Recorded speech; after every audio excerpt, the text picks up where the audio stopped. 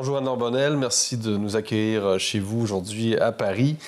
Aujourd'hui, on va parler de toutes sortes d'enjeux, mais on aimerait commencer par vous faire connaître un peu plus au public québécois en particulier. Bon, vous êtes journaliste, vous êtes documentariste, vous êtes surtout reporter de guerre. Votre parcours des dernières années, vous êtes enseignante. Qu'est-ce qui vous a amené en fait d'abord à être reporter de guerre, quand même, qui est une vocation assez particulière. Qu'est-ce qui vous motive dans ce travail-là? Alors, tout d'abord, je suis très contente de vous accueillir chez moi, à Paris. Merci. Donc, pour reprendre l'ensemble de vos questions, qu'est-ce qui m'a amené à être reporter de guerre? Eh bien, c'est une succession de hasards. J'ai commencé ma carrière professionnelle après être sortie major de la promotion de l'Université de Paris 1 Sorbonne en direction de cinéma documentaire et de formation au reportage, la production et de films. À travers cette expérience-là, j'ai interviewé et travaillé avec plusieurs maisons de production spécialisées dans le documentaire, les films d'ici, France Télévisions, etc. C'est succédé à ces prises de fonction des partenariats avec France Télévisions, France, où j'ai participé à l'élaboration, le développement et le bonus, le gagnant de programmes télévisés qui étaient là pour faire réfléchir la population française. En 2014, j'ai gagné un concours grâce à Black Moon Productions de développement et de décryptage de l'actualité. Ce concours a été développé avec France Télévisions et avec le concours des internautes, donc du public français. Il n'a pas vu suite. Vos fact-checkers comprendront pourquoi rapidement.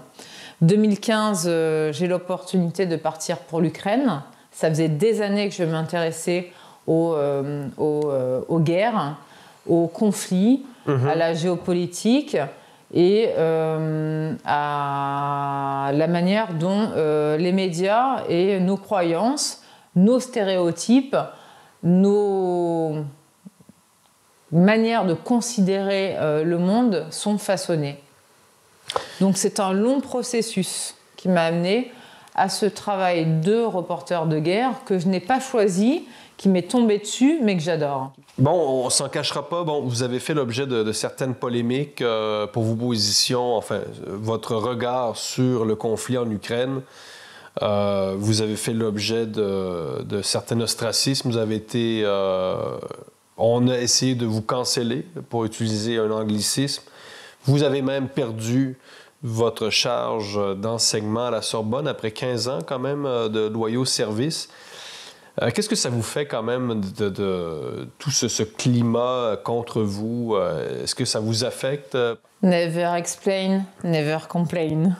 Qu'est-ce que ça fait? Eh bien, ça pousse à l'analyse. La question que je me pose, c'est comment on en est arrivé là? Il faut que vous compreniez, Jérôme, que lorsque je reviens en 2014 et 2015 du Donbass, mes films sont parfaitement accueillis sans même que je le demande par l'Université de Paris 1 et par l'ensemble de mes employeurs.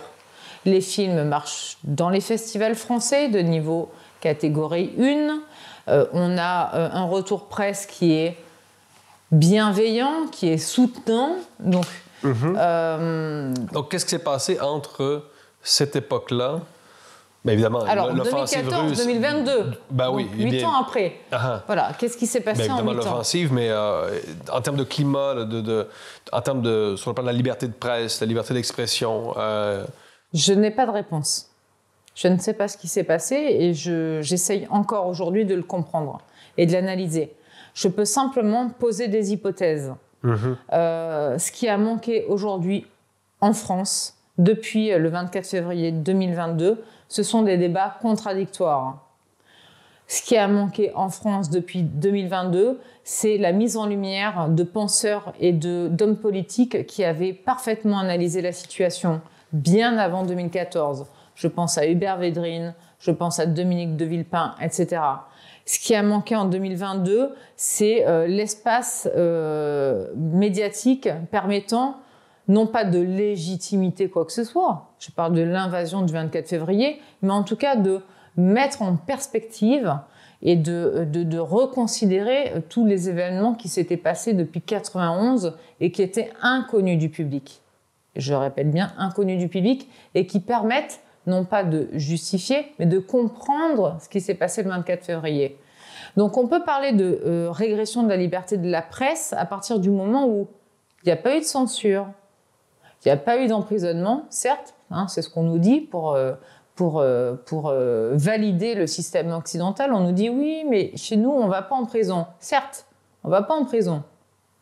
Mais soit on ostracise les personnes avec une mise à l'écart de la vie sociale, ça a été mon cas, j'ai été virée de tous les emplois de tous mes boulots, de la Sorbonne jusqu'à certaines écoles supérieures de journalisme de Paris, pour ne pas citer.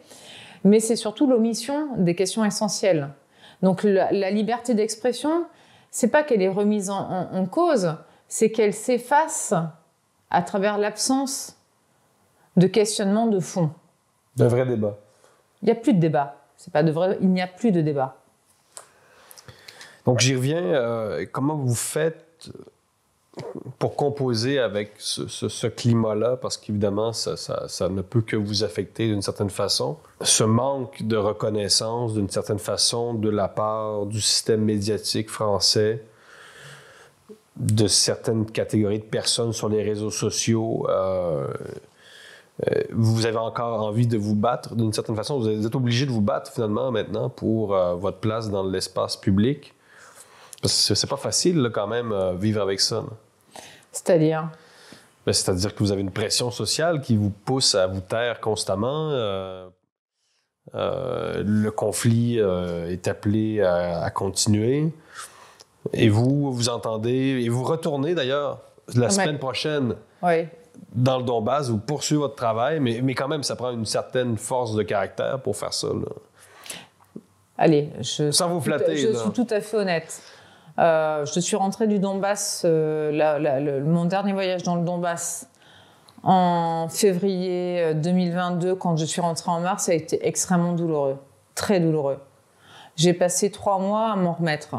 Non pas de mon voyage dans le Donbass, parce que j'ai vu des horreurs que les Occidentaux cachent. Et je pèse mes mots. Donc, comment on se remet de ça? Eh bien, déjà, il faut digérer. Vous savez, on n'est pas habitués, nous les Occidentaux, parce qu'on vit dans une société où on n'est plus habitué à la guerre. On vit dans une société où eh bien, on a totalement mis de côté une certaine forme de réalité qui s'appelle la barbarie. Et c'est ce que incarne la guerre, qu'elle soit nécessaire ou pas, peu importe. C'est extrêmement violent de la vivre. Donc quand je suis rentrée d'Ukraine et que j'ai été déjà confrontée à des images que je n'imaginais pas, hein, des corps coupés en deux, des gens mourant sous mes yeux, et qu'aucun média occidental, je dis bien aucun média occidental n'a voulu reprendre mes images. Ça m'a beaucoup interrogée dans le sens où la France a toujours été détentrice de la liberté d'expression. Quand je suis rentrée, mes images, on les a accusées d'être propagandistes. Donc permettez-moi de remettre en question la liberté d'expression dans un pays qui met ce point comme en exergue de ses fondamentaux. Comment on vit avec? Eh bien, au départ, on digère, on accepte, et on redémarre. Mais qu'est-ce qu'on fait devant un régime en Russie qui, évidemment, ne permet pas non plus la liberté d'expression? Qu'est-ce que vous répondez à ça? C'est-à-dire que à ceux qui vous diraient qu'en Russie, il n'y a pas plus de liberté d'expression, donc finalement, c'est du pareil au même. Ah oui, mais moi, je ne suis pas russe, je suis française. Donc, je défends la liberté d'expression française. Donc, pour vous, l'Occident... Donc, ce qui se passe en Russie ne me concerne pas. Donc, l'Occident, pour vous, doit continuer à montrer l'exemple. Mais il ne montre plus l'exemple, là. Il va falloir qu'il réapprenne. L'Occident a brillé. A brillé. Moi, je suis très fière d'être française. Très, très fière.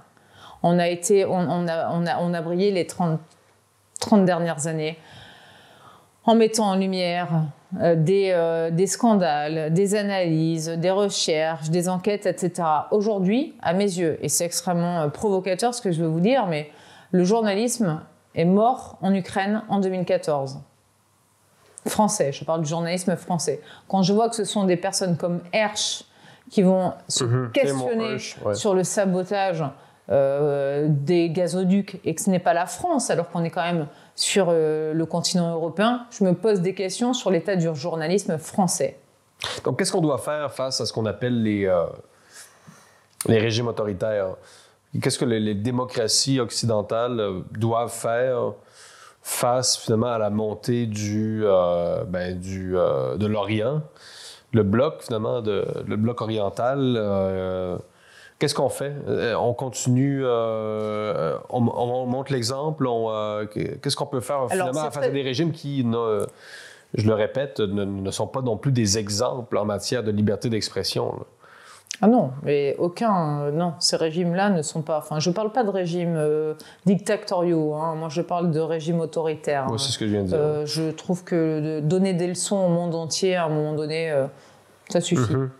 C'est un peu exagéré quand on regarde. Il faudrait déjà que les Occidentaux aient la capacité de s'interroger sur ce qu'ils ont pu faire depuis un certain nombre d'années.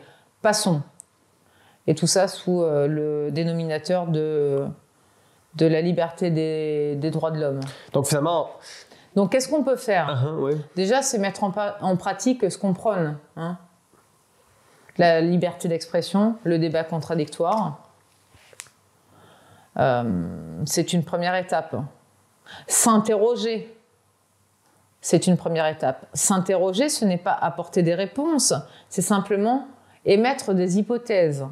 Se demander comment on a pu en arriver là. Comment le reste du monde aujourd'hui, à peu près 80% de la planète, est en train de remettre en question le système occidental. Alors moi, je veux bien que le reste de la planète ne fonctionne pas bien, je suis d'accord. Ils ont de graves problèmes. Et dans tous les systèmes politiques qui nous sont proposés, je choisis le moins pire, comme disent certains, le système démocratique. Mais ce système-là ne doit pas être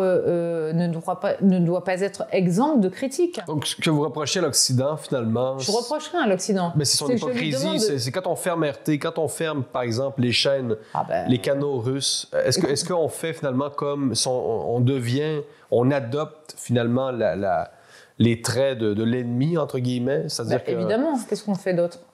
On réitère exactement le même fonctionnement de celui que l'on critique. Mais pour votre gouverne, vous savez pertinemment qu'en Suisse et aux États-Unis, les chaînes Russia Today sont diffusées.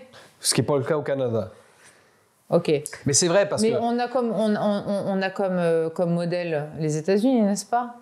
On le brandit comme la démocratie. Donc, voilà. Donc les Américains seraient peut-être un peu plus intelligents et moins manipulables que les Français ou que les Canadiens. Moi, on est parlons de ces méthodes-là, l'état de la diplomatie. Parce que la diplomatie, quand même, c'est parler à l'autre. Est-ce qu'on est encore dans une optique diplomatique quand on ferme des médias étrangers accusés de faire de la propagande? Est-ce qu'on est dans la diplomatie? Parce qu'on parle beaucoup d'un déclin de la diplomatie depuis quelques années. Est-ce qu'on est encore en diplomatie? Non, on est... non, je reformule volontairement la question. Ce n'est pas la question de la diplomatie, c'est la démocratie. À partir du moment où la Suisse laisse ouvert RT, se pose la question de la démocratie. Peut-on faire confiance encore à nos concitoyens, aussi bien canadiens que français, pour se faire leur propre idée, leur propre critique des images qui leur sont données à voir et à entendre? Pourquoi on ferme ces chaînes? Est-ce que ça traduit une faiblesse? C'est-à-dire que là, on a peur... Si on a peur du discours qui est véhiculé par certains médias étrangers, pas juste un discours, mais aussi des informations comme telles, est-ce que c'est pas trahir finalement sa faiblesse C'est-à-dire que si on n'avait pas peur et si on était confiant, on n'aurait pas besoin de fermer des chaînes qui sont finalement... qui à une autre époque étaient vues comme inoffensives.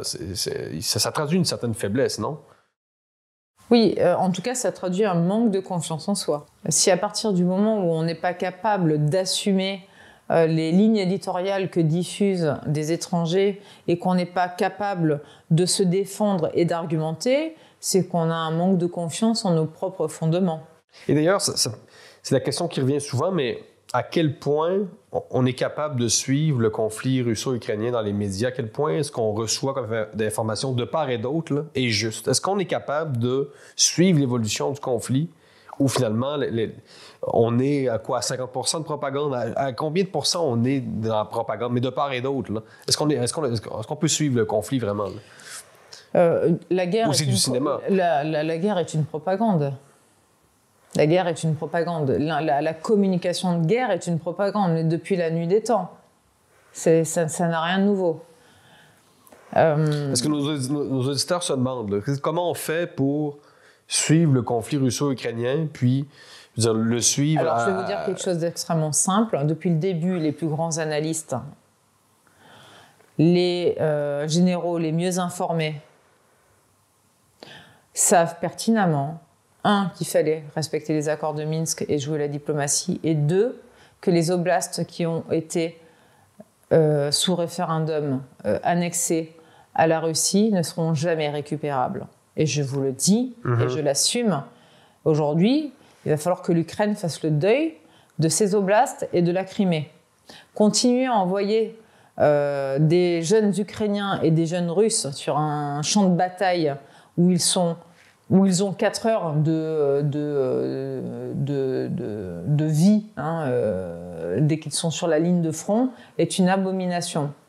L'Ukraine, vous verrez ce que je vous dis, devra signer des accords avec la Russie et devra faire le deuil des oblasts. C'est ça la vérité. Et tous les militaires, bien informés, le savent. Donc nous sommes en train de mentir à la population à travers nos médias et à travers notre communication. Ni plus ni moins, ça s'appelle de la propagande. Tous les médias l'ont pratiqué. On va arriver à la fin, là, parce que, bon, on peut raconter ce qu'on veut, mais il n'y aura pas de grande offensive. Il va y avoir une offensive, d'ailleurs.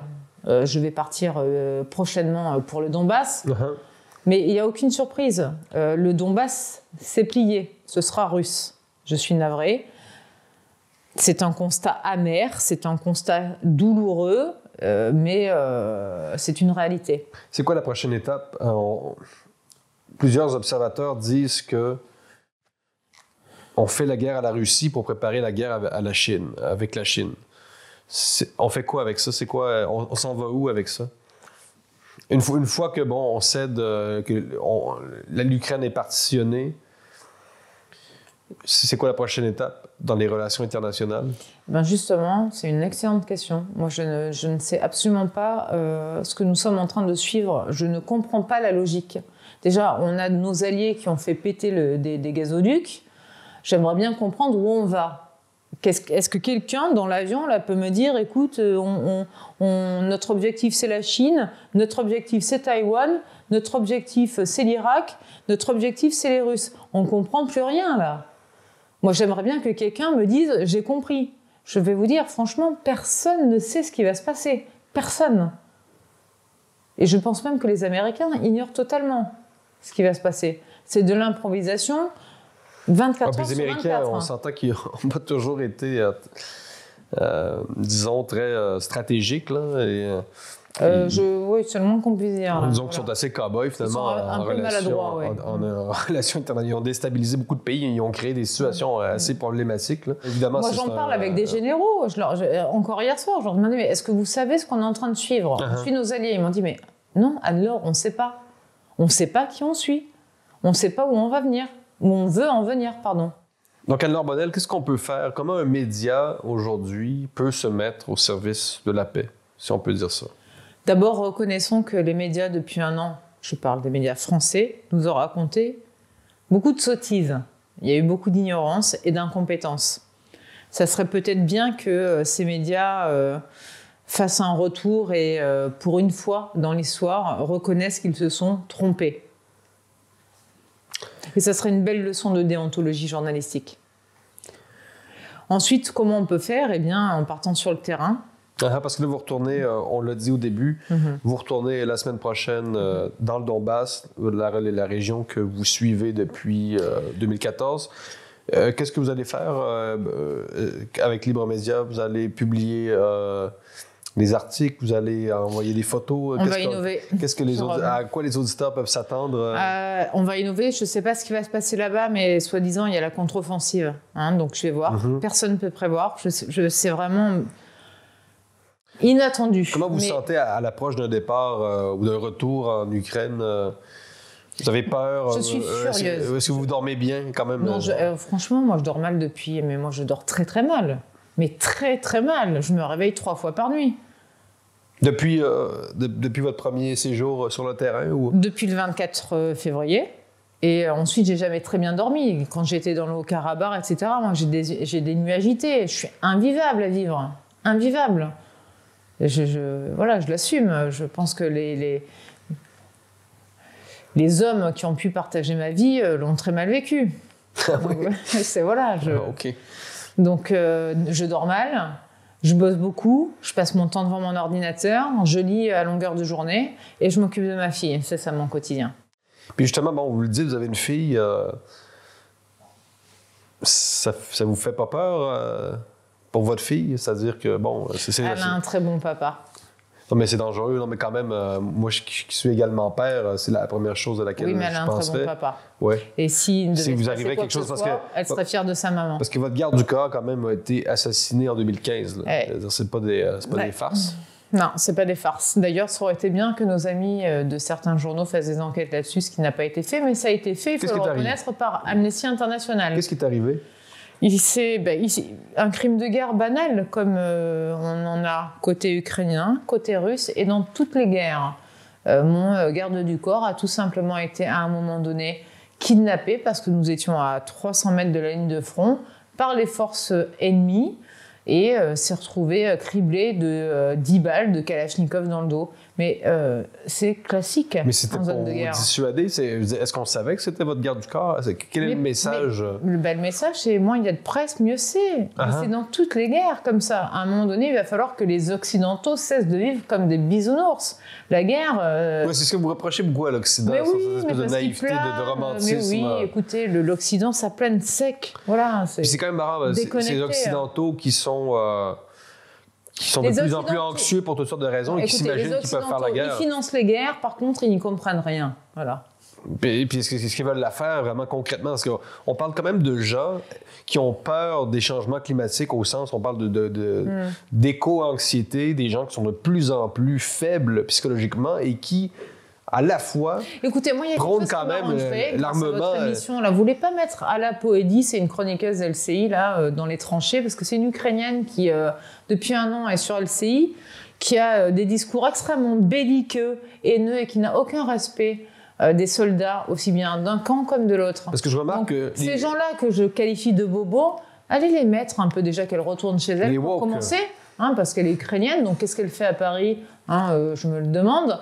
Et surtout, qu'elle aille mettre un peu ses petites pattes avec ses talons loup-boutins et ses perles de culture dans une tranchée ukrainienne, ça serait pas mal ça.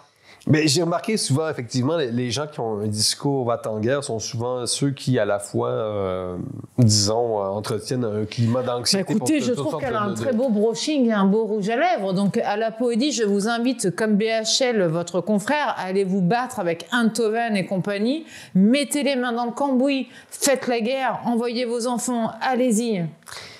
Qui est la journaliste que vous évoquez Vous regardez sur LCI, Alla Poédie, je crois que c'est ça. Comme ça, c'est pas une journaliste. Elle arrive de Russie, on ne sait pas trop d'où elle vient. Donc nos auditeurs québécois ne doivent pas la connaître. Elle est à 21h ou 22h sur LCI. Allez voir son fil Twitter. Il n'y a pas plus de haine et de violence intellectuelle au sujet de cette guerre que sur le fil de cette madame qui se prône la bien-pensance absolue. Elle est incroyable. Donc, quel est, en terminant, le rôle ce qu'on appelle le wokisme dans le traitement médiatique du conflit en Ukraine en général? Le rôle du wokisme. Mais le wokisme, est-ce que ce ne serait pas tout simplement cette incapacité de la société contemporaine à se poser les bonnes questions, Jérôme?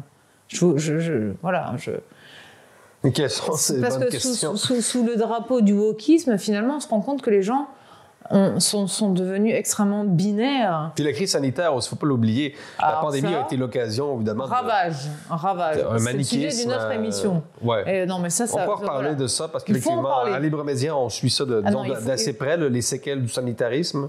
Il faut en parler.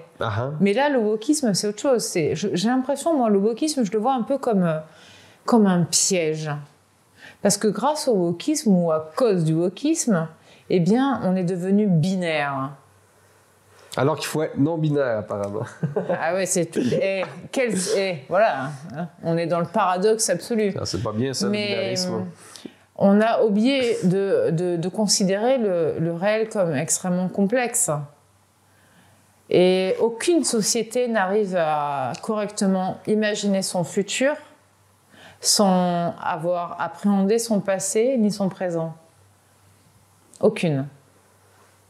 Donc le wokisme, c'est peut-être la réponse de facilité consumériste, de nouveaux spin doctors pour nous empêcher de nous questionner véritablement sur le sens et les fondamentaux de ce qui fait une existence juste et équilibrée. Pour moi, le wokisme, ça vaut rien. Et ça disparaîtra comme ça. On parie?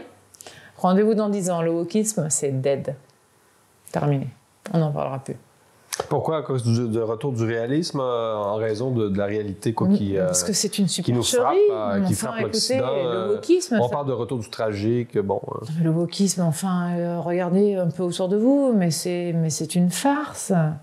Est-ce que vous accordez du crédit à ces gens-là? Mais moi, ces gens-là me font rire. Mais je les prends avec moi et je vais les mettre sur le terrain. On va reparler du wokisme.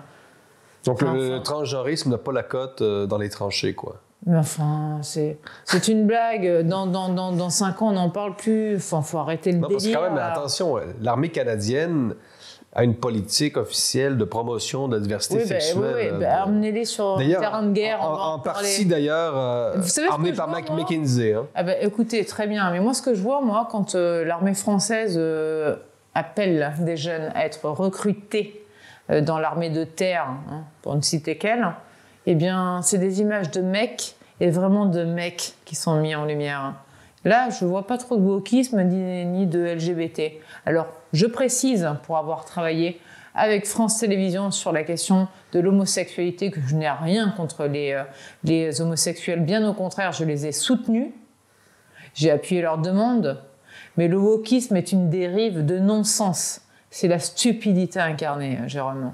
C'est une connerie sans nom. C'est vraiment, mais c'est un spectacle désolant. Et je vous garantis, et j'en mets mes 2 mains coupées, que ça n'a aucun avenir. Aucun. Alors Jérôme, pour que les choses soient bien claires, parce que je vois les attaques venir, l'homosexualité, ça fait bientôt 10 ans que je la traite à travers des programmes auxquels j'ai participé de France Télévisions. Je n'ai rien contre l'homosexualité. J'ai été élevée par des homosexuels. Là, vous avez un scoop. Ma mère étant danseuse, mon prof, qui a été également un de mes précepteurs, était homosexuel. Dans des années où c'était extrêmement délicat, dans les années 80, 85, où l'homosexualité était montrée du doigt. Donc moi, l'homosexualité, j'ai toujours vécu avec. Mais le wokisme, c'est une aberration intellectuelle qui n'a aucun fondement. Et ça fera... Ne pas confondre homosexualité et wokisme, ce n'est pas le même combat. Non. Donc, pour en revenir à ce séjour, eh bien, on va se retrouver avec nos internautes. On va improviser, on va faire de notre mieux. Ça va être une zone de grande tension. Il y a une contre-offensive qui est attendue. Il y a également une offensive qui est attendue. Je ne sais pas ce qui va se passer. Personne ne sait ce qui va se passer. En tout cas, on va donner le meilleur de nous-mêmes. On va donner ce qu'on peut. Parfois, on va donner uniquement des photographies pour une raison simple. C'est parce qu'on n'aura pas accès à Internet. Mais on va être intègre et donner le meilleur de nous-mêmes. Je ne défends pas la thèse du génocide ukrainien ni du génocide russophone. Ça, pour moi, c'est non. En revanche, que le gouvernement ukrainien ait tiré sur sa population, oui, c'est une réalité depuis 2014. Il n'y a pas de génocide. Par contre, Poroshenko a tiré sur sa population. Zelensky a tiré sur sa population. Ce serait inadmissible dans une démocratie digne de ce nom. Voilà. Donc le génocide, on y reviendra. Que la population russophone ait été martyrisée, c'est une réalité. Oui. Après, le génocide, non. On va laisser ça au Rwanda. Je pense qu'ils savent un peu plus de ce qu'il en retourne. Anne-Laure Bonnel, merci beaucoup de nous avoir reçus aujourd'hui à votre domicile à Paris. Bon courage dans le cadre de votre retour en Ukraine. Évidemment, les internautes vont suivre ça avec intérêt. Merci, Jérôme.